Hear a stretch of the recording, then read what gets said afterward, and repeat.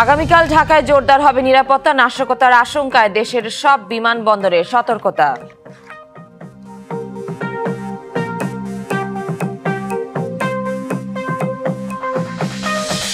অস্ত্রধারী সন্ত্রাসী দেখামাত্র sub machine gun থেকে ব্রাশ ফায়ারের নির্দেশ সিএমপি কমিশনের। ওয়্যারলেস বার্তায় এ নির্দেশনা দেন তিনি।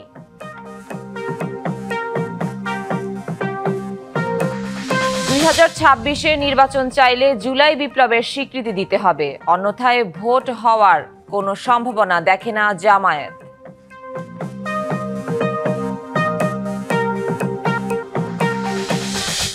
রাজনৈতিক দলের সই করা জুলাই সনদের বাইরে কোনো সিদ্ধান্ত মানবে না বিএনপি, শিগগিরই সিদ্ধান্ত জানাবে সরকার।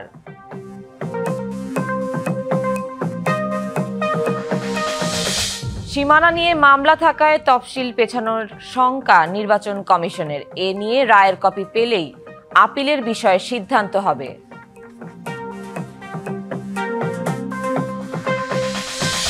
দেশে শিশু মৃত্যুর কারণগুলোর মধ্যে শীর্ষে আছে নিউমোনিয়া। 2005 সাল থেকে ইপিআই কর্মসূচিতে টিকা অন্তর্ভুক্ত হলেও কমছে না মৃত্যুহার। স্বাগত ডিবিসি সংবাদে। দেখছিলেন মার্কেন্টাইল ব্যাংক সংবাদ শিরোনাম। আপনাদের সাথে আছি আমি সুনন্দা রায়চৌধুরী। এবার জানাবো খবরের বিস্তারিত। গতরাতে রাজধানীর গুলিস্তানের 0 পয়েন্ট ও কারণবাজার এলাকায় ককটেল বিস্ফোরণের ঘটনা ঘটেছে। এই ঘটনায় কাউকে আটক করা না হলেও আইন শৃঙ্খলা বাহিনীর সদস্যরা বলছেন সতর্ক অবস্থানে রয়েছেন তারা। শহরের গুরুত্বপূর্ণ রাস্তাগুলোতে রয়েছে তল্লাশি চৌকি। নিউ মার্কেট থানার এক কর্মকর্তা জানান, প্রত্যেক থানা এলাকায় যে কোনো ধরনের নাশকতা মোকাবিলায় সতর্ক রয়েছে পুলিশ। সন্দেহভাজন স্থানেও চালানো হচ্ছে অভিযান। পরিস্থিতি বিবেচনায় প্রত্যেক থানায় অতিরিক্ত লোকবল বাড়ানো হয়েছে। রাত্রে আমরা বিভিন্ন জায়গায় আমাদের সুবিধা মতো যেখানে সন্দেহভাজন সে জায়গাগুলোতে চেকপোস্ট করতেছি এবং বিভিন্ন হোটেল বা আবাসিক এরিয়া যেগুলো আছে সেগুলোতে আমরা জোরদার অভিযান চালাচ্ছি যাতে করে সন্দেহভাজন কোনো কিছু না থাকে বা অনাকাঙ্ক্ষিত কোনো কিছু না ঘটে। সময় নেন মাত্র 1.5 থেকে 2 মিনিট। এরই মধ্যে সংগঠিত করে চুরি সহ নানা অপরাধ। চট্টগ্রাম নগরীর বিভিন্ন স্থানে ঘটছে একের পর এক চুরি ও ছিনতাইয়ের ঘটনা। এসব ঘটনায় জড়িত থাকার অভিযোগে কেউ কেউ পুলিশের হাতে ধরা পড়লেও বেশিরভাগই রয়ে গেছে ধরাছোঁয়ার বাইরে। সিসি ক্যামেরার এই ফুটেজটি চট্টগ্রামের বাকলিয়ার বজ্রখোনা এলাকার। দেখা যাচ্ছে রাতের আধারে একটি গোডাউন থেকে মালামাল চুরি করে নিয়ে যাচ্ছে চোরচক্র। গোডাউনে ওই 2 তলা উপরে আছে না দোকান, ওইদিকে আমার সব মাল নিয়ে গেছে। এখন আমরা ভয় আছে, আতঙ্ক আছে। এই ঘটনাটি বাকলিয়া বড় কবরস্থান এলাকার, যেখানে বাড়ির মালিক ঘুমিয়ে থাকার সুযোগে এক নারী চুপিসারে ঢুকে নিয়ে যাচ্ছেন জিনিসপত্র। আমি আর আমার বাচ্চা ঘুমিয়েছিলাম। সকালবেলা তখন 8টার সময় একটা মহিলা মানুষ আসছে, এসে আমার ঘর থেকে মোবাইল জিনিসপত্র নিয়েছে। সম্প্রতি নগরীর সদরঘাট এলাকার শতবর্ষী কালী মন্দিরের ভেন্টিলেটর ভেঙে চুরি করা হয় স্বর্ণালংকার ও দানবাক্সের টাকা। নগর জুড়ে এমন একের পর এক ঘটনায় আতঙ্কে দিন কাটাচ্ছেন নগরবাসী। দোকান বন্ধ করে যাওয়ার পর রাত একটা আতঙ্কের মধ্যে থাকি সবসময়। এই এত বড় একটা আবাসিকের মধ্যে কোনো একটা সিসি ক্যামেরা নেই, কোনো কিছু নেই। আপনি একটা দারুণ আছেন, পুরো শুধু বাসি দেয়। সেন্স অফ সিকিউরিটিটা তো ডেফিনেটলি সব জায়গা থেকে একটু কম এখন। যদিও চুরি ও ছিনতাই ঠেকাতে কঠোর অবস্থানে রয়েছে বলে জানিয়েছেন সিএমপির কর্মকর্তারা। গত 1 বছরে যে পরিমাণ ছিনতাইকারী অ্যারেস্ট করেছি, তো এরা তো আসলে আবার জামিনে এসে সে একই কাজই করে। আইন শৃঙ্খলা পরিস্থিতি আমরা তো শূন্যের কোটায় নিয়ে আসতে পারবো না, সহনীয় পর্যায়ে রাখা আমার মনে হয় সিএমপি ভালো আছে। চুরি ছিনতাইয়ের ঘটনা রোধে দ্রুত পদক্ষেপ না নিলে নাগরিক নিরাপত্তা আরও হুমকিতে পড়বে এমন আশঙ্কা নগরবাসীর। DBC news desk. দেশে শিশু মৃত্যুর কারণগুলোর মধ্যে শীর্ষে রয়েছে নিউমোনিয়া। 2005 সাল থেকে ইপিআই কর্মসূচিতে টিকা অন্তর্ভুক্ত হলেও নিউমোনিয়ার মৃত্যুহার কমছে না। চিকিৎসকরা বলছেন, দ্রুত চিকিৎসকের শরণাপন্ন না হওয়া, শিশুর রক্তে অক্সিজেনের ঘাটতি এর অন্যতম কারণ। তবে নতুন কারণ হিসেবে শিশুর দেহে অ্যান্টিবায়োটিক রেজিস্ট্যান্স বা ব্যাকটেরিয়ার প্রতিরোধ গড়ে ওঠা এবং ছত্রাকের সংক্রমণের কারণে মৃত্যু ঘটছে শিশুদের। এমন বাস্তবতায় আজ পালিত হচ্ছে বিশ্ব নিউমোনিয়া দিবস। ঢাকা শিশু হাসপাতালে ভর্তি নিউমোনিয়ায় আক্রান্ত 2 মাসের শিশু রায়হান। শারীরিক জটিলতা থাকায় তাকে নিয়ে চাঁদপুর থেকে রাজধানীতে এসেছেন অভিভাবকেরা। 8 দিন থেকে আমাদেরকে রেশনা হসপিটালে পাঠাচ্ছিল ওইখানে ট্রিটমেন্টের জন্য। ওইখানে আমরা গেছি, আমরা ভালো প্রপার ট্রিটমেন্ট পাইনি। নিউমোনিয়ায় আক্রান্ত টাঙ্গাইলের 5 বছরের ফাতেমার অবস্থা আরও খারাপ। স্যালাইন প্রবেশের ক্যানুলা করতে গিয়ে শরীরের বিভিন্ন জায়গায় ঘা হয়ে গেছে। আপনারা এলো টাঙ্গাইল সদরে নিয়ে চিকিৎসা করুন, চিকিৎসা করছি 2 দিন পরে আবার এক্সিতে নিউমোনিয়া ধরা পড়লো, পরে করলো যে আপনারা টাকা নিয়ে যান। নিউমোনিয়া ফুসফুসের একটি সংক্রমণ যা সাধারণত ব্যাকটেরিয়া, ভাইরাস বা ছত্রাক থেকে সৃষ্টি হয়। রোগতত্ত্ব, রোগ নিয়ন্ত্রণ ও গবেষণা ইনস্টিটিউটের তথ্য অনুযায়ী বাংলাদেশে প্রতি বছর প্রায় 60 লাখ শিশু নিউমোনিয়ায় আক্রান্ত হয়। ICDDRB বলছে বাংলাদেশে শিশু মৃত্যুর 15% জন্য দায়ী নিউমোনিয়া। এ রোগে বছরে প্রায় 24,000 শিশুর মৃত্যু ঘটছে। Antibiotic resistance. বিশ্ব স্বাস্থ্য সংস্থার তথ্য মতে বাংলাদেশের জেলা উপজেলা পর্যায়ে 95% হাসপাতালে নিউমোনিয়া চিকিৎসার সুব্যবস্থাপনা নেই। এমন সব জীবাণু এখানে চলে আসে যে জীবাণু সব অ্যান্টিবায়োটিকের রেজিস্ট্যান্স শো করে। অক্সিজেনটা যত আর্লি শুরু করতে পারবো আমরা, অ্যান্টিবায়োটিক রেজিস্ট্যান্স যদি না থাকে, এই বাচ্চা যদি ভ্যাকসিনেটেড হয় তাহলে তার চিকিৎসার প্যাটার্ন এক রকমের হবে অ্যান্টিবায়োটিক সিলেকশনের, আর যদি ভ্যাকসিনেটেড না হয় তার সিলেকশন আরেক রকমের হবে। কোথাও কোনো ডিলে থাকে বা ল্যাকিং থাকে তাহলে আসলে মর্টালিটি বাড়বে। ইনফেকশনের একটা কারণ যে ফাঙ্গাল সুপারবাগ ইনফেকশন, ক্যান্ডিডা অরিস নামে একটা মানে ফাঙ্গাস দ্বারা হচ্ছে, এটাও কিন্তু একটা কারণ। এখানে কোনো প্রকার মানে অ্যান্টিবায়োটিকে কাজ করে না, এক্ষেত্রে অ্যান্টিফাঙ্গালি দিতে হবে। পেডিয়াট্রিক পালমোলজিস্ট জেলা হসপিটালে এবং সেগুলোর পোস্ট আছে, কিন্তু স্পেশালিস্টগুলো নাই। তারা বলছেন সময়ের সাথে নিউমোনিয়ার জীবাণুর ধরনে পরিবর্তন ঘটেছে, ফলে পরবর্তী প্রজন্মের ভ্যাকসিন চালু করা প্রয়োজন। নিউমোকক্কাসের অনেকগুলি সেরোটাইপ, প্রায় 90। আমাদের ভ্যাকসিনে কভার করি 10 কভারেজও যদি কারো ফুল কভারেজ হয়, বুস্টিংটা করা যায়, তাহলে দেখা যায় এরা নন ভ্যাকসিন সেরোটাইপেরও কিন্তু একটা সিগনিফিক্যান্ট প্রোটেকশন দেয়। জেলা উপজেলা পর্যায়ের হাসপাতালগুলোতে নিউমোনিয়ার সঠিক ব্যবস্থাপনা ও চিকিৎসার সক্ষমতা গড়ে তোলার উপরও জোর দেন চিকিৎসকেরা। Tahsina Jesi, DBC news, Dhaka. ঋতুচক্রে শীতকাল শুরু না হলেও বদলাতে শুরু করেছে বাংলার প্রকৃতি। এরই মধ্যে বাতাস দিক বদল করেছে। রাত নামতেই গ্রামগঞ্জে নেমে আসে শীতের মিষ্টি হাওয়া। এমন আবহাওয়ায় রাজবাড়ী বটতলার দেশি মাছের বাজার পেয়েছে অন্য রূপ। মাছের রূপালী শরীরে সূর্যের আলো ঝিলিক দিয়ে ওঠে, সেই আলোতে মুখর বিক্রেতা আর ক্রেতারা। কুয়াশা ভেদ করে উঠছে ভোরের সূর্য। সূর্য ওঠার সাথে সাথে বিক্রির জন্য জেলেরা ছুটছেন দেশি মাছ নিয়ে। ততক্ষণে জমে উঠেছে রাজবাড়ীর বালিয়াকান্দি উপজেলার মাসালিয়া বটতলার মাছের বাজার। আষাঢ়ের শেষ সপ্তাহ থেকে শীতের মাঝামাঝি পর্যন্ত চলে এই মাছের বাজার। এখানে পাওয়া যায় পুঁটি, টাকি, শোল, রয়না সহ দেশীয় মাছ।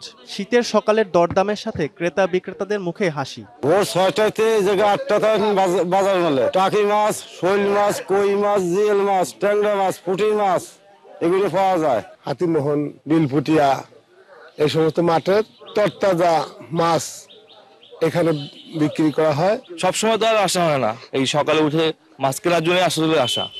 শীতের এই সকাল শুধু ঠান্ডা নয়, আনছে জীবিকার উষ্ণতাও।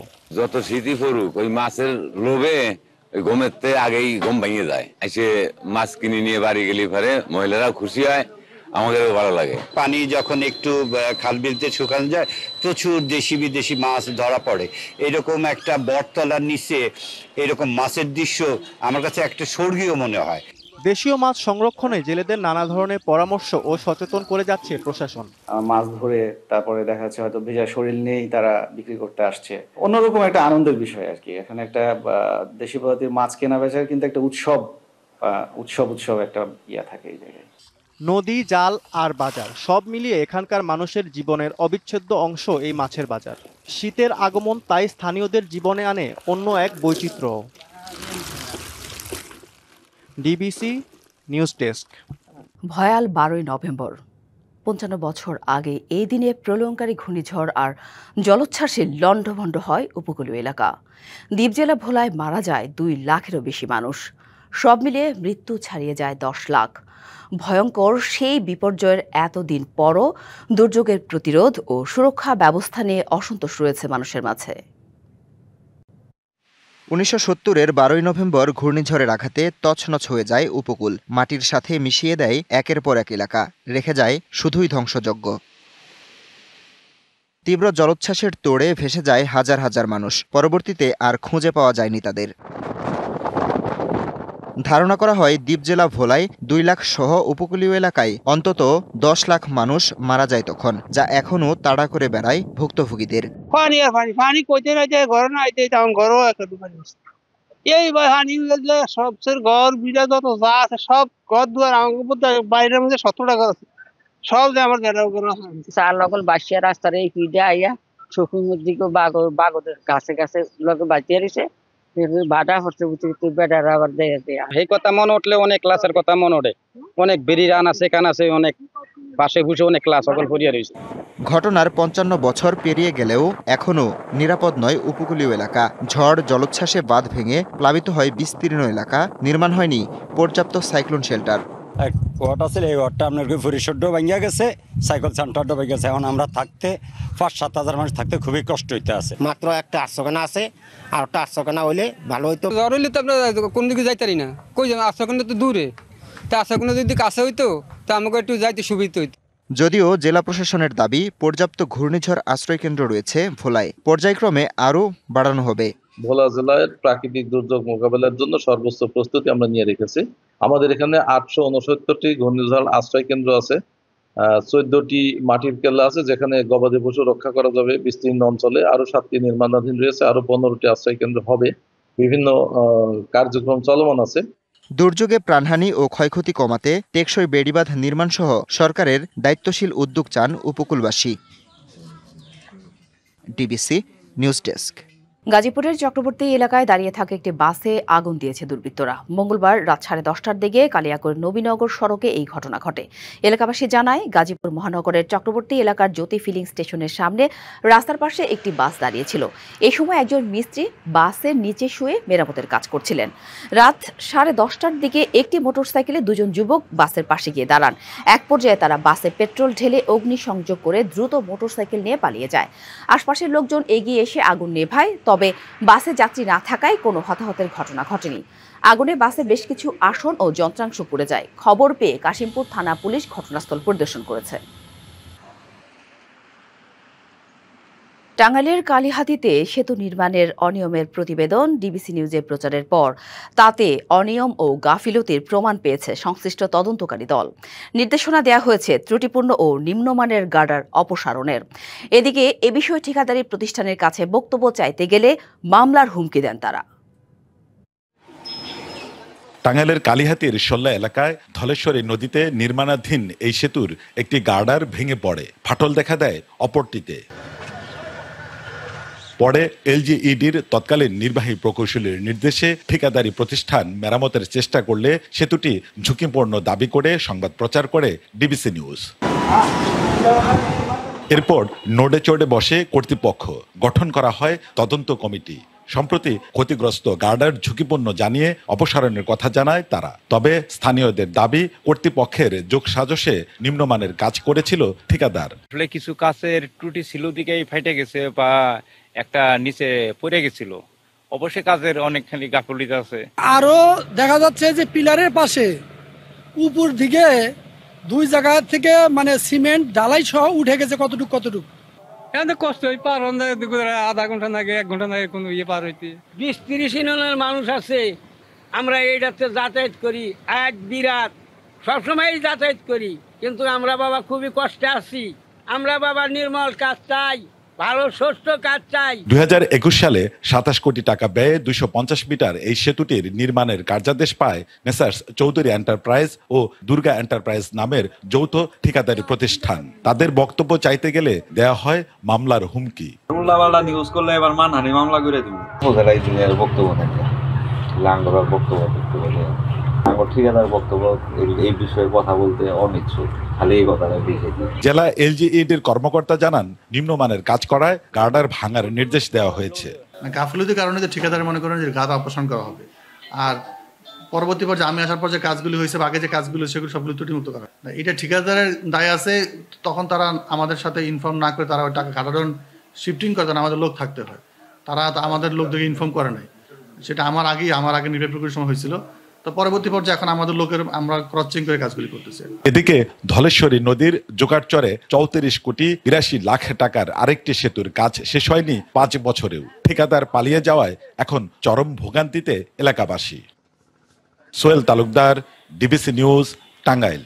প্রায় 4 বছর পার হলেও ভূমি অধিগ্রহণের জটিলতা সহ নির্মাণ কাজের ধীরগতির কারণে আলোর মুখ দেখেনি কক্সবাজার সদরের খুরুশকুল ভারোয়াখালী সংযোগ সেতু।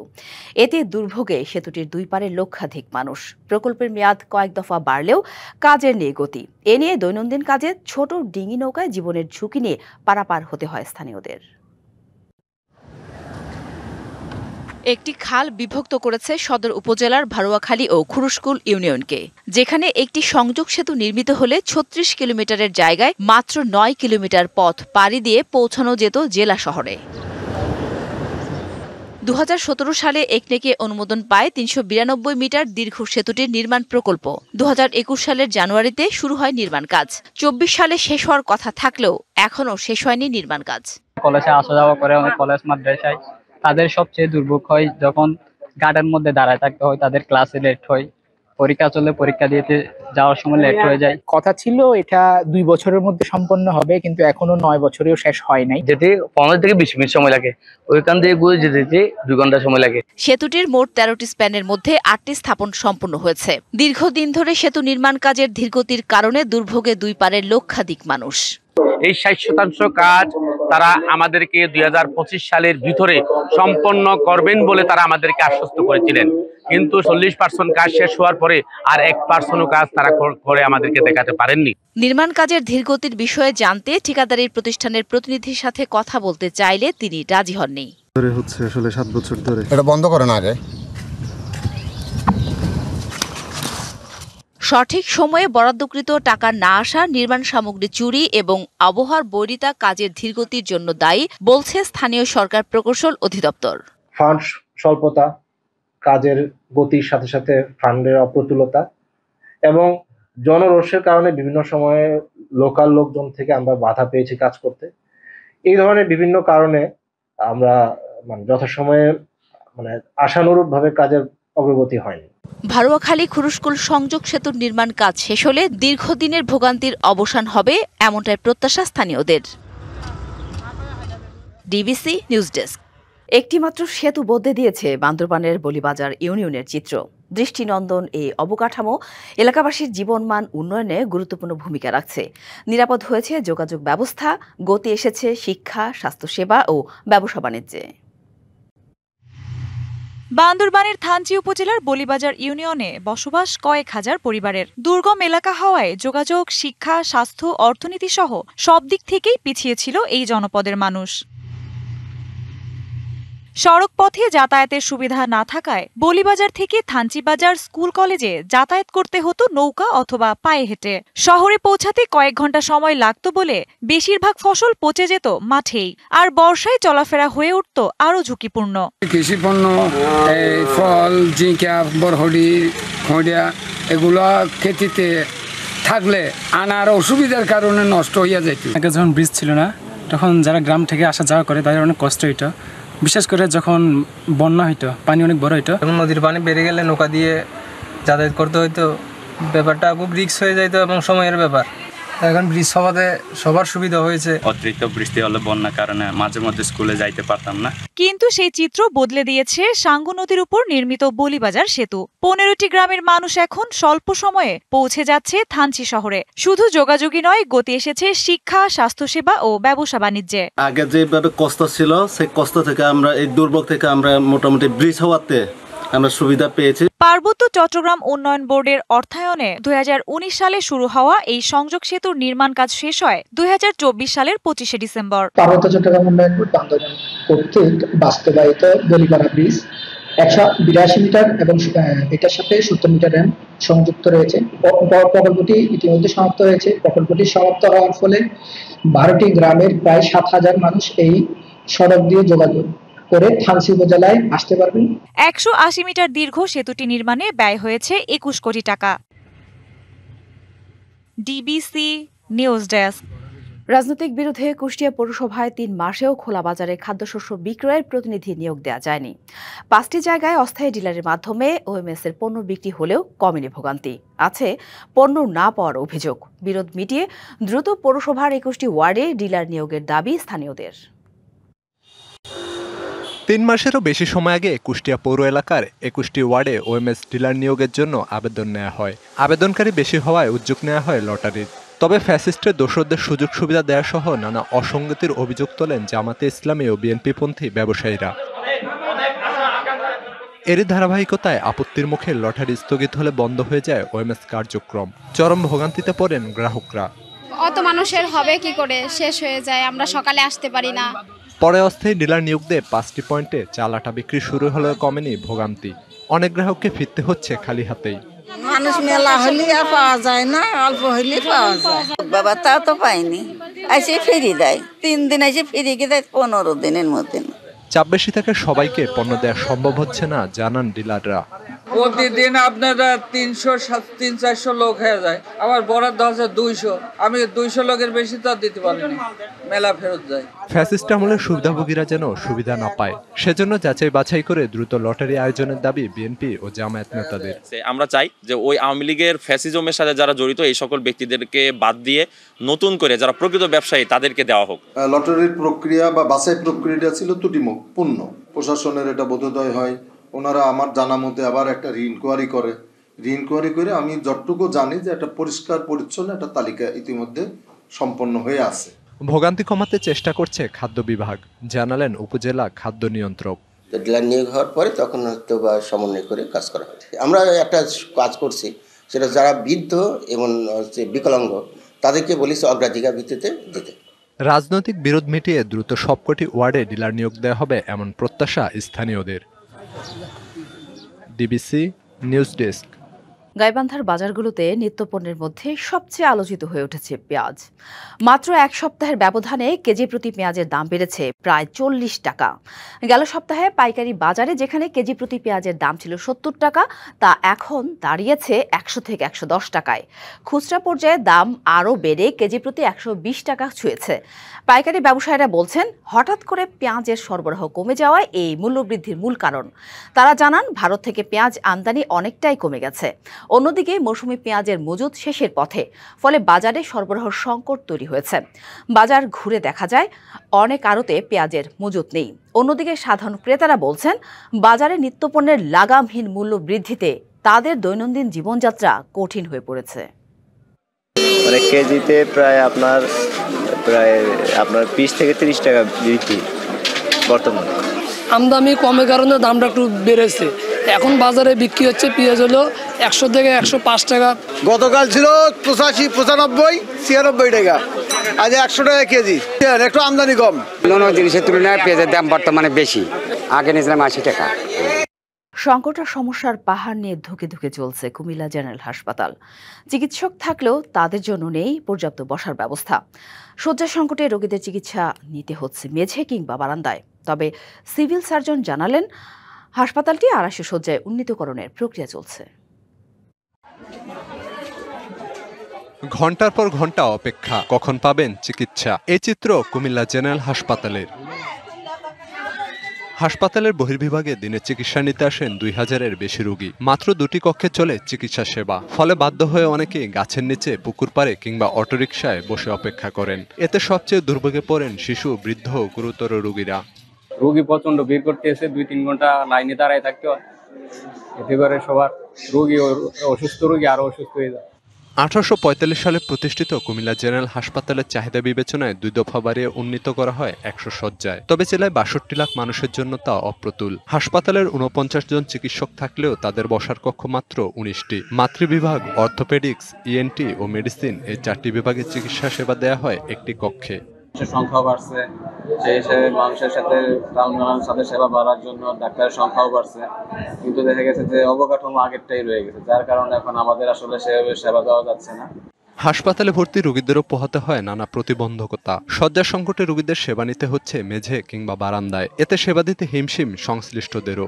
এদিক দিয়ে বেশি বৃষ্টি এলে পানি পড়ে, আবার এখানে বেশি বৃষ্টি এলে পানি উঠতে যায়। এরপর পাখা মানে দুইটা চলে না, একটা ভিতরে আর একটা লোক বেশি হলে নিচে থাকা লাগে। রুগীদেরও ইয়া হয়, আমাদের কাজ করতে কষ্ট হয়। মনে করেন যে একটু রুগীরাও আসলে ওই ফোড়ি দিতে হয় জায়গা। সমস্যার কথা স্বীকার করে সমাধানের পথ খোঁজা হচ্ছে বলে জানালেন কুমিল্লা জেনারেল হাসপাতাল কর্তৃপক্ষ। আমরা চাইলেও ওদেরকে সেভাবে বসতে দিতে পারতেছি না, বা কাউন্টার যে বাড়ানো, কাউন্টার বাড়াইলেও আমাদের যে স্থাপনা আছে বা আমাদের যে রিসোর্স আছে, আমরা সেবা এর চেয়ে বেশি দেওয়া বেশ কঠিন যদি আমরা স্থাপনা উন্নত না করি। হাসপাতালটিকে 250 শয্যায় উন্নীত করার জন্য আবেদন করা হয়েছে বলে জানিয়েছেন সিভিল সার্জন। আমরা মন্ত্রণালয়ে সহ বিভিন্ন জায়গায় যোগাযোগ করেছি এবং আমরা এই হাসপাতালকে একটি 250 বেডের হাসপাতাল করার জন্য আমরা জনবল চেয়েছি এবং প্রস্তাব চেয়ে প্রেরণ করেছি। অনুমোদন পেলে সংকট কেটে যাবে বলে আশ্বাস সংশ্লিষ্টদের। DBC news desk. নিরাপত্তা, জনবল সংকট সহ নানা প্রতিকূলতায় চালু হচ্ছে না 100 থেকে 250 শয্যায় উন্নীত হওয়া নরসিংদী জেলা হাসপাতালটি। প্রতিদিনই এই হাসপাতালে রোগী বৃদ্ধির বিপরীতে মিলছে না কাঙ্ক্ষিত চিকিৎসা সেবা। প্রতিদিনই নরসিংদী ও আশপাশের জেলা থেকে চিকিৎসা নিতে আসেন শত শত রোগী। শয্যা সংকটের পাশাপাশি অপর্যাপ্ত লোকবলের ফলে যেমন চিকিৎসকরা হিমশিম খাচ্ছেন, তেমনি রোগীরা অভিযোগ করছেন চিকিৎসা না পাওয়ার। তবে নবনির্মিত 250 শয্যার ভবনটি চালু করা গেলে শয্যা সংকটের পাশাপাশি উন্নত চিকিৎসা মিলবে বলে প্রত্যাশা সেবা প্রত্যাশীদের। সেখানকার আরও খবর জানাতে আমাদের সাথে সরাসরি যুক্ত হয়েছেন সহকর্মী তোফায়েল আহমেদ স্বপন। স্বপন, চিকিৎসা ব্যবস্থা নিয়ে কি বলছেন সেখানে চিকিৎসা নিতে আসা রোগী ও স্বজনরা, এবং যে সংকটগুলো নিরাপত্তা, জনবল, তার বিভিন্ন সমস্যা নিয়ে, এই সমস্যাগুলো সমাধান কেন হচ্ছে না, এর পরিপ্রেক্ষিতে কি বলছেন হাসপাতাল কর্তৃপক্ষ, জানাবেন সব মিলিয়ে। সাথে আপনি যেমনটা জানাছিলেন যে দীর্ঘ বছর ধরে কিন্তু নরসিংদী যে 6টি উপজেলা রয়েছে, এই উপজেলা ছাড়াও আশপাশের বেশ কিছু উপজেলা থেকে, আশপাশ জেলার বেশ কিছু উপজেলা থেকে এই নরসিংদী জেলা 140 জেলা হাসপাতালটিতে চিকিৎসা নিতে আসেন প্রচুর রোগীরা। এখানে আমরা জেনেছি যে প্রতিনিয়তই কিন্তু এই হাসপাতালটিতে 1.5 থেকে 2,000 রোগী গড়ে প্রতিদিন চিকিৎসা নিয়ে থাকেন বহির্বিভাগে। এছাড়াও কিন্তু আপনার এই যে জরুরি বিভাগ রয়েছে, এতে কিন্তু প্রচুর রোগী আছে, যেহেতু একটি ঢাকা সিলেট মহাসড়ক রয়েছে, সড়ক দুর্ঘটনা নানা রোগী কিন্তু এখানে প্রতিনিয়তই রোগী দেখে। আমি এই মুহূর্তে আছি নরসিংদীর 100 শয্যা বিশিষ্ট জেলা হাসপাতালে। সেখানে কিন্তু আসলে আমরা যেটা জানি যে দীর্ঘ বছর ধরে সুনামের সাথে এই হাসপাতালটির চিকিৎসা দিয়ে আসলেও এই হাসপাতালে কিন্তু যে চিকিৎসকরা রয়েছেন তারা কিন্তু বলছেন যে পর্যাপ্ত লোকবলের অভাব রয়েছে এবং বেশ কিছু যে সংকট রয়েছে, এই সংকটের মধ্য দিয়ে চিকিৎসকরা তাদের সেবা দিয়ে যাচ্ছেন। এরপরে কিন্তু সরকার এটি আমলে নিয়ে 2018 সালে এই নরসিংদীর 100 শয্যা বিশিষ্ট জেলা হাসপাতালকে 250 শয্যা উন্নীতকরণের প্রকল্প হাতিয়ে নিয়েছে এবং সেই থেকে কিন্তু এটি 2023 সালে কিন্তু ভবনটি নির্মাণ হয়েছে। তবে আমি কথা বলছি এখানকার তত্ত্বাবধায়ক ডাক্তার মিজানুর রহমানের সাথে। তিনি কিন্তু জানিয়েছেন যে পুরোপুরি কাজ সমাপ্ত না হলেও তারা ধারণা করছেন যে আগামী ডিসেম্বর নাগাদ অন্তত বহির্বিভাগটি চালু করা যাবে। আমি কথা বলছি আজকে ডাক্তার মিজানের সাথে। তিনি কিন্তু জানিয়েছেন যে আজও যে 100 শয্যা বিশিষ্ট জেলা হাসপাতাল রয়েছে, এটিতে প্রায় 217 জন রোগী রয়েছেন ভর্তি। এছাড়াও কিন্তু ডেঙ্গু রোগীও রয়েছেন আরো প্রায় 36 জন। তবে ডাক্তাররা বলছেন যে তাদের যে অপর্যাপ্ত লোকবল, চিকিৎসক সংকট সহ নানা সংকটের মধ্যেই তারা এই বহুল রোগীদের সেবা দিয়ে যাচ্ছে এবং তারা বলছেন যে 250 শয্যা সেটি যদি তারা পূর্ণাঙ্গরূপে নিরাপত্তা বাহিনী সহ সার্বিকভাবে তারা তাদের আয়ত্তে পান এবং পরে কিন্তু তাদের যে সেবার মান আরো বৃদ্ধি পাবে বলে কিন্তু ডাক্তার মিজানুর রহমান জানিয়েছেন। আমি কথা বলছি এখানকার যে পূর্ত বিভাগের নির্বাহী প্রকৌশলী রয়েছেন, তিনি কিন্তু জানিয়েছেন যে 250 শয্যার বিশিষ্ট যে ভবনটি নির্মিত হয়েছে সেটি কিন্তু প্রায় আরো 10 ভাগ কাজ বাকি রয়েছে এবং ডিসেম্বর নাগাদ যদি এই হাসপাতাল কর্তৃপক্ষ চায় তাহলে কিন্তু তারা এই হাসপাতাল কর্তৃপক্ষকে বুঝিয়ে দেবে এবং পরেই কিন্তু 250 শয্যা চালু হবে বলে হওয়া সম্ভব হবে বলে আমরা বিভিন্ন সূত্রে জানেছি। তো আমরা জেনেছি যে শীঘ্র অর্থাৎ ডিসেম্বর কিংবা জানুয়ারির প্রথম সপ্তাহে এই হাসপাতালটির যে 250 শয্যা চালু হবে। এরপরে কিন্তু এই হাসপাতালে যে সকল সংকট রয়েছে এবং রোগীদের যে সকল অভিযোগ রয়েছে, যে সেবা প্রাপ্তি যে সকল অভিযোগ রয়েছে সেগুলির সমস্যার সমাধান হবে বলে আমাদেরকে কর্তৃপক্ষ জানিয়েছেন। তো সাথী, এই ছিল নরসিংদীর 100 শয্যা বিশিষ্ট জেলা হাসপাতাল থেকে সর্বশেষ পরিস্থিতি। ধন্যবাদ স্বপন। মাদারীপুর থেকে নিখোঁজের 2 দিন পরে বাংলাদেশ ব্যাংকের উপপরিচালক নাইমুর রহমানকে উদ্ধার করেছে মাদারীপুর সদর মডেল থানা পুলিশ। মঙ্গলবার রাতে শহরের পুরান বাজার এলাকার রয়্যাল আবাসিক হোটেল থেকে উদ্ধার করা হয়। পুলিশ সূত্রে জানা যায়, নাইমুর রহমান গত রবিবার সকাল 10টার দিকে ঢাকার উত্তর পীরেরবাগ নিজ বাসা থেকে কর্মস্থল বাংলাদেশ ব্যাংক মতিঝিলের উদ্দেশ্যে বের হয়। তারপর থেকে তার আর কোনো খোঁজ পাচ্ছিলেন না তার পরিবার। পরে নিখোঁজ নাইমুরের মা সাজ্জাদুর রহমান জলি মিরপুর মডেল থানায় একটি সাধারণ ডায়েরি করেন। মাদারীপুর সদর মডেল থানা পুলিশ গোপন সংবাদের ভিত্তিতে মঙ্গলবার রাতে শহরের বাণিজ্যিক এলাকার রয়্যাল আবাসিক হোটেলে অভিযান চালিয়ে নাইমুর রহমানকে উদ্ধার করে। আইনি প্রক্রিয়া শেষে মিরপুর থানায় টিমের কাছে নাইমুর রহমানকে হস্তান্তর করা হবে। পুলিশের ধারণা, নাইমুর রহমান নিজেই আত্মগোপনে ছিলেন। ফরিদপুর পুরাতন বাসস্ট্যান্ড এলাকার ময়লার ভাগাড়টির কারণে মানুষের ভোগান্তি চরমে উঠেছে। শহরের ঘনবসতিপূর্ণ এলাকায় ভাগাড়টির দুর্গন্ধের কারণে স্থানীয়দের বসবাসে কষ্টসহ পথচারীদের যাতায়াতে ভোগান্তি সৃষ্টি হয়েছে। চলাচল করতে হচ্ছে বিকল্প পথ দিয়ে। এনে এলাকাবাসীর পক্ষ থেকে পৌর কর্তৃপক্ষের কাছে প্রতিকার চেয়ে অভিযোগ করলেও কোনো প্রকার প্রতিকার পাওয়া যায়নি, বরং পৌর কর্তৃপক্ষ তাদেরকে মিথ্যা আশ্বাস দিয়ে কালক্ষেপণ করেছে। সেখানকার আরও খবর জানাতে আমাদের সাথে সরাসরি যুক্ত হয়েছেন সহকর্মী মাহবুবুল ইসলাম পিকুল। পিকুল, গুরুত্বপূর্ণ একটি স্থান পুরাতন বাসস্ট্যান্ড এলাকা, সেখানে ময়লার ভাগাড় এবং এর ভোগান্তি নিয়ে কি বলছেন চলাচলকারীরা? আর প্রতিকার চেয়ে ইতিমধ্যে যেহেতু স্থানীয়রা অভিযোগ করেছে পৌর কর্তৃপক্ষের কাছে, পৌর কর্তৃপক্ষ কেন বা স্থায়ী সমাধান দিচ্ছে না?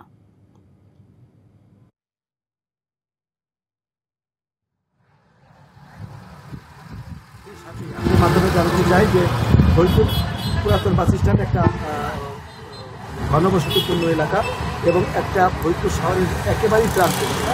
এখানে এনজিওর কারণে এই বাগানটি কিন্তু বিস্তৃতি লাভ করেছে এবং বড় আকার ধারণ করেছে। ফলে এই এলাকার যে গন্ধটার কারণে এলাকার বসতিতে বাসা ভাড়া দিতে পারছে না, বাসা ভাড়া খালি পড়ে আছে। ছোট ছোট বাচ্চারা এখানে আসলেই বমি করছে, ফলে বিকল্প সড়ক দিয়ে তারা যাতায়াত করছে। তো এছাড়াও এই এলাকার বাসী প্রতিকার চেয়ে কিন্তু পৌরসভার পৌর প্রশাসকের কাছে একাধিকবার তারা এই ব্যাপারে প্রতিকার চেয়েছে, কিন্তু পৌর কর্তৃপক্ষ তাদেরকে নানা ধরনের প্রলোভন দেখিয়েছে যে সেখানে বড় ধরনের ট্রাক হবে, কোনো ভোগান্তি হবে না, কিন্তু আশার আলো কিন্তু তাদের মেটে নাই। ফলে তারা কিন্তু ভোগান্তিতে দিন দিন তারা কিন্তু অসহনীয় পর্যায়ে পড়েছে। তো আমি এখন আছি ফরিদপুর পৌর বাস স্ট্যান্ডের বাগান এলাকায়। আমার সঙ্গে আছে এই এলাকার একজন বাসিন্দা। আমি তার কাছে জানতে চাইবো যে কি ধরনের ভোগান্তি তারা পান। আমি প্রথমে বলতে চাই যে এই যে পুরাতন বাস স্ট্যান্ডে সরকারি পশু প্রজনন কেন্দ্রের পাশে যে ময়লার ভাগাড়টি, এই ভাগাড়টি আসলে অবৈধ স্থাপনা, কারণ এই জায়গাটা পৌরসভার না, এই জায়গাটা রোডসের জায়গা। তা আমরা যখন এটা নির্মাণ করে তখন আমরা এলাকাবাসী বাধা দিয়েছিলাম। তো মেয়র আমাদেরকে আশ্বস্ত করে যেটা একদম ছোট আকারে এলাকার ময়লাগুলি শুধু এখানে ফেলবে, এখান থেকে আমরা নিয়ে যাব। কিন্তু পরবর্তীতে দেখা যায় যে এখান থেকে ময়লাগুলি নেয় না, বরং একটা বৃহৎ আকারে একটা ডাম্পিং স্টেশন তৈরি হয়েছে এবং বিভিন্ন এলাকার ময়লা এরা এখানে এসে স্তূপ করে এবং এই ময়লা স্তূপ করে এবং এই যে ময়লা এখানে রাখে, এই ময়লাগুলি দীর্ঘদিন মানে আপনার কন্টিনিউ এটা সুপারভিশন করা হয় না, মনিটরিং করা হয় না এবং ভোগান্তির স্বনামধন্য স্কুল, 5টা হসপিটাল, সেই সাথে এলাকাবাসীর এই যে ময়লার দুর্গন্ধ, এই ময়লা আবর্জনাকে কেন্দ্র করে এখানে গড়ে উঠেছে মাদকের একটা আস্তানা। সেই ইতিমধ্যে এখানে কিন্তু পৌরসভা থেকে কিন্তু একটা ময়লা বর্জ্য একটা কিন্তু প্ল্যান্ট আছে, তারা কিন্তু এই ময়লাগুলি সেই প্ল্যান্টে নিয়ে যেতে পারে, কিন্তু তারা না নিয়ে এইখানে এই ভাগাড় করার কারণে কিন্তু মানুষের ভোগান্তি কিন্তু রয়েই যাচ্ছে, কিন্তু এখান থেকে তারা মুক্তি পাচ্ছে না। তো এই ব্যাপারে সংশ্লিষ্ট প্রশাসক যারা আছেন তারা এই ব্যাপারে দ্রুত ব্যবস্থা নেবেন, এইটা এলাকাবাসী তার। এই ছিল আমার কাছে সর্বশেষ পরিসরে বাগাড়ি সংবাদ। সাথে ধন্যবাদ পিকুল। হেমন্তের শেষে দেশের সর্বোত্তরের জেলা পঞ্চগড়ে শীতের তীব্রতা আরও বাড়তে শুরু করেছে। তাপমাত্রার পারদ 16 থেকে 12 ডিগ্রির ঘরে নেমে এসেছে। সকাল 6টায় জেলার তেতুলিয়ায় সর্বনিম্ন তাপমাত্রা রেকর্ড করা হয়েছে 12.8 ডিগ্রি সেলসিয়াস। গতকাল তাপমাত্রা ছিল 14.5 ডিগ্রি সেলসিয়াস। তবে গেল কয়েকদিন ধরে সকাল বিকেল কুয়াশা দেখা গেলেও আজ কুয়াশার পরিমাণ কিছুটা কম। দিনের বেলায় ঝলমলের রোদে তাপমাত্রা 30 থেকে 31 ডিগ্রি সেলসিয়াস থাকলেও সন্ধ্যা থেকে ভোর পর্যন্ত হিমেল হাওয়ায় বেশ ঠান্ডা অনুভূত হচ্ছে। এদিকে শীতের এই আগাম বার্তায় জেলার গ্রামীণ অঞ্চলে মানুষ সকাল সন্ধ্যায় চায়ের দোকানগুলোতে ভিড় করছে। আবহাওয়া অফিস বলছে চলতি মাসের শেষের দিকে জেলার উপর দিয়ে শৈত্যপ্রবাহ বয়ে যাবে। ফেব্রুয়ারিতে ত্রয়োদশ জাতীয় সংসদ নির্বাচন। সারা দেশ প্রস্তুত হচ্ছে একটি অবাধ, সুষ্ঠু ও গ্রহণযোগ্য নির্বাচনের জন্য। কি ভাবছেন সাধারণ মানুষ থেকে শুরু করে আগামীর জনপ্রতিনিধিরা, সে কথা জানাতে ডিবিসি নিউজের ইলেকশন এক্সপ্রেস ছুটে যাচ্ছে সব সংসদীয় আসনে। এখন রয়েছে সংসদীয় আসন 112, পটুয়াখালী 2-এ। স্বাগত সিএসআরএম ডিবিসি ইলেকশন এক্সপ্রেসে। আজকে আমরা সারাদিন থাকবো পটুয়াখালী 2 এবং পটুয়াখালী 3 আসনে। আমি এখন রয়েছি পটুয়াখালী 2 আসনে। এই আসনটির সাথে প্রাচীন বাংলার চন্দ্রদ্বীপের ইতিহাসে ঐতিহ্যের সাথে প্রত্যক্ষ সম্পর্ক রয়েছে এবং ব্রিটিশ শাসক লর্ড কর্নওয়ালিসের সময় এটি থানায় রূপান্তরিত হয় এবং এর পরবর্তীতে 1983 সালে এটি উপজেলায় রূপান্তরিত হয় এবং এরপরে একটি মাত্র উপজেলা নিয়েই এখানে যে সংসদীয় আসন 2 এটি গঠিত হয়েছে বাউফল উপজেলা নিয়ে এবং এই আসনে জামায়াত ইসলাম মনোনীত প্রার্থী এই বাংলাদেশ ইসলামী ছাত্র শিবিরের সাবেক সভাপতি এবং ঢাকা মহানগর দক্ষিণের জামায়াত ইসলামীর সেক্রেটারি ডক্টর শফিকুল ইসলাম মাসুদ, তিনি আজকে আমাদের সাথে অতিথি হিসেবে উপস্থিত রয়েছেন। স্বাগত আপনাকে। আমরা জানতে চাইবো যে আপনি তো ভোটারদের দ্বারে দ্বারে যাচ্ছেন, ভোটাররা কি বলছেন, তাদেরকে আপনি কি প্রতিশ্রুতি দিচ্ছেন? আজকে ডিবিসি নিউজ চ্যানেল, সেখানকার ইলেকশন এক্সপ্রেস আমাদের বাউফলে এসছে। আমরা ডিবিসি নিউজ চ্যানেলকে ধন্যবাদ জানাই। আপনারা জানেন যে পটুয়াখালী একটা গুরুত্বপূর্ণ উপজেলা এবং নদী বিধৌত উপজেলা হিসাবে বাউফল উপজেলা বাংলাদেশ জামাত ইসলামীর পক্ষ থেকে আমাকে ইতিমধ্যেই এখানে দাঁড়িপাল্লার প্রতীক দিয়ে কাজ করার জন্য, জনগণের কাছে যাওয়ার জন্য কেন্দ্র থেকে আমাকে বলা হয়েছে। আমি যাচ্ছি এবং জনগণের কাছে যাওয়ার প্রেক্ষিতে আমি অত্যন্ত অভিভূত এবং আনন্দিত, উল্লসিত এই কারণে যে আমার সম্মানিত বাউফলবাসী আমাদেরকে অত্যন্ত সাদরে গ্রহণ করছেন। তাদের হাত মিলালে তারা আমাদেরকে বুকে টেনে নিচ্ছেন, বুকে টেনে নিয়ে আমাদের কানের কাছে মুখ রেখে তারা তাদের প্রত্যয়ের কথা বলছেন। দুটো প্রত্যয় বলছেন। এক, শুধু তিনি ভোট দেবেন না, তিনি তার পুরো পরিবার সহ আমাদেরকে সমর্থন দিবেন। আর দুই, একটা তারা আমাদেরকে আহ্বান বা অনুরোধ করছেন যে মাসুদ ভাই আপনি আলহামদুলিল্লাহ, তারা আল্লাহর উপর ভরসা করে তাদের আবেগের জায়গা থেকে বলে আপনি এমপি হয়ে গেছেন, এখন শুধুমাত্র কেন্দ্র পাহারা দিয়ে যাতে কেউ বিগত দিনের মতো ভোট ডাকাতি করতে না পারে, ভোট জালিয়াতি করতে না পারে, কেন্দ্র দখল করতে না পারে, সেটা যেন আমি নিশ্চিত করি, জনগণকে সাথে নিয়ে সেই আহ্বান। বিগত দিনে কখনো এই আসন থেকে জামাত ইসলাম জয়লাভ করতে পারেনি, এবার কেন মানুষ আপনাদের বেছে নেবে, কি মনে করছেন এর কারণ হিসেবে? বিগত অনেক বছরই কিন্তু প্রকৃতপক্ষে ভোট যেটা ছিল, বিগত যে নির্বাচন যেটাকে বলা হয়, সেই নির্বাচনও কিন্তু ছিল না। সঙ্গত কারণে এইবার একটা উৎসবমুখর পরিবেশে আমরা নির্বাচন পাচ্ছি এবং এখন পর্যন্ত যতটুকু আমরা জনগণের কাছে যাওয়ার সুযোগ পাচ্ছি, বাংলাদেশ জামাত ইসলামের উপরে বিগত 15 বছর জুলুম, নির্যাতন, নিপীড়ন করা হয়েছে। আমাদের শীর্ষ নেতৃবৃন্দকে বিচারিক হত্যাকাণ্ড করা হয়েছে। বিশেষ করে এই দক্ষিণ জনপদের বিশিষ্ট আলেমীদ্দিন, কোরআনের পাখি খ্যাত আন্তর্জাতিক মুফাসসিরে কোরআন মাওলানা দেলোয়ার হোসেন সাইদি রাহিমাহুল্লাহ, ওনাকে মেডিকেল ক্লিনিং করা হয়েছে। এই যে অনেকগুলো ব্যাপারের কারণে বাংলাদেশ জামাত ইসলামীর সেই আগের জায়গা থেকে এখন জনগণের ভালোবাসার একটা বড় জোয়ার তৈরি হয়েছে। বিশেষ করে আপনি জানেন যে আমার 4.5 বছর জেল জীবনে আমি এখানে বারবার আসার চেষ্টা করেছি। আমি 4.5 বছর জেলখানায় থাকা অবস্থায় আমি আমার প্রিয় বাউফলবাসীকে স্মরণে রাখার চেষ্টা করেছি। ঈদের সময় তাদের কাছে আমার নেতৃবৃন্দের মাধ্যমে ঈদ সামগ্রী পাঠিয়েছি। কোরবানির সময় গোশত বিতরণের কার্যক্রম আমি পরিচালনা করেছি। আমার পিছনে একেবারে পিঁপড়ার মতো গোয়েন্দা লেগে থাকা সত্ত্বেও আমি 15 বছর কখনো কোনো মুহূর্তের জন্য আমি বাউফলবাসী থেকে আলাদা হই নাই। সে কারণে এই 15 বছরের জুলুম, নির্যাতন, নিপীড়নের কারণে আমাদের প্রতি মানুষের সহমর্মিতা, ভালোবাসা কয়েক গুণ আমাদের প্রতি তারা বাড়িয়ে দিয়েছে এবং সেই ভালোবাসাটাকে আমরা জনকল্যাণমূলক কিছু কাজের মাধ্যমে, যেমন আমাদের বোনদের জন্য সেলাই মেশিন প্রশিক্ষণ কেন্দ্র করেছি, তাদের সেলাই মেশিন উপহার দিয়ে আত্মকর্মসংস্থানের ব্যবস্থা করেছি। আমরা হাঁস মুরগি লালন পালন কেন্দ্র, মাছ চাষের মাধ্যমে আত্মকর্মসংস্থানে যুবকদেরকে যারা বেকার আছে তাদের ব্যবস্থা করেছি। এর পাশাপাশি আপনি এটাও জানবেন যে আমাদের তরুণ যুবকদের মাদক থেকে মুক্তির জন্য তাদের ইসলামিক মোটিভেশন, যেটা নৈতিক প্রোগ্রাম ইসলামী ছাত্র শিবিরের মাধ্যমে আমরা চালিয়েছি। তাদের মাঝে কোরআন বিতরণ করে কোরআন প্রশিক্ষণের চর্চা করা হয়েছে যাতে নৈতিক মূল্যবোধ তাদের মাঝে জাগ্রত হয়, এবং আমরা সেই প্রচেষ্টাও চালিয়েছি। আমরা যখন আসছিলাম তখন দেখলাম যে একটি নদী ফেরি পারাপার হয়ে আসতে হচ্ছে আমাদের, এবং একই সাথে আমরা দেখলাম যে এখানে অবকাঠামোগত অনুন্নত ব্যবস্থা এবং রাস্তাঘাট ভালো না, এবং এখানকার মানুষও আমাদের বলল যে এই উন্নয়নগুলো তাদের খুব দরকার। এই বিষয়ে জামাত ইসলামী যদি ক্ষমতায় আসে, আপনি যদি নির্বাচনে জয়লাভ করেন, তাহলে কি ব্যবস্থা নেবেন? আপনি গুরুত্বপূর্ণ কথা বলেছেন। আপনি হয়তো নিশ্চয়ই একজন সংবাদকর্মী হিসেবে জেনে থাকবেন যে আমি ইতিপূর্বে সম্মানিত যোগাযোগ এবং উপদেষ্টা যিনি ফজল কবির সাহেব, ওনার সাথে আমি 2 দফা সাক্ষাৎ করে ইতিমধ্যে আলহামদুলিল্লাহ আমাদের বগা সেতু নির্মাণের প্রাথমিক কার্যক্রম পরিচালনার সিদ্ধান্ত গ্রহণ হয়েছে এবং প্রাথমিক বেশ কিছু কার্যক্রম সম্পন্ন হয়েছে। আমি বগাবাসী শুধু নয়, পুরো বাউফলবাসী শুধু নয়, আমাদের এখানে 4টি উপজেলা, এই 4টি উপজেলার প্রায় 22 লক্ষ মানুষের এটা একটা সমস্যা। এই সমস্যার সমাধানের দিকে আমরা ইতিমধ্যে এগিয়ে গেছি। শুধু বগা নয়, আমাদের বাউফলকে বলা হয় নদী বেষ্টিত একটি এলাকা। এখানে আরও অনেক সমস্যা আছে, যেমন নদী ভাঙন রোধ আছে। সেই নদী ভাঙন রোধের জন্যও আমি বন পরিবেশ উপদেষ্টা সৈয়দ রেজানা হাসানের সাথে আমার সাক্ষাৎ হয়েছে। আমি ওনার সাথে সময় নিয়ে দেখা করেছি। ধন্যবাদ আপনাকে। যেমনটি শুনছিলাম যে এলাকার উন্নয়ন নিয়ে ভাবছে জামাত ইসলাম, ভোটারদের কাছে যাচ্ছেন এবং ভোটারদের কথা শুনছেন, এবং সেই অনুযায়ী নির্বাচনে জয়লাভ হলে তারা ব্যবস্থা নেবেন বলে জানাচ্ছেন, এবং ভোটাররাও কিন্তু সেটি প্রত্যাশা করছেন। তো এখানে যেমনটি জানছিলাম যে এই আসন নিয়ে এখানকার সাধারণ মানুষ এবং প্রার্থীর চিন্তাভাবনা, তেমনই অন্য আসনে এবং আপনাকে জানিয়ে রাখি যে এই আসনের অন্য রাজনৈতিক ব্যক্তিদের সাথেও আমরা কথা বলবো পরবর্তী নিউজে। ততক্ষণ পর্যন্ত দেখতে থাকুন CSRM DVC ইলেকশন এক্সপ্রেস।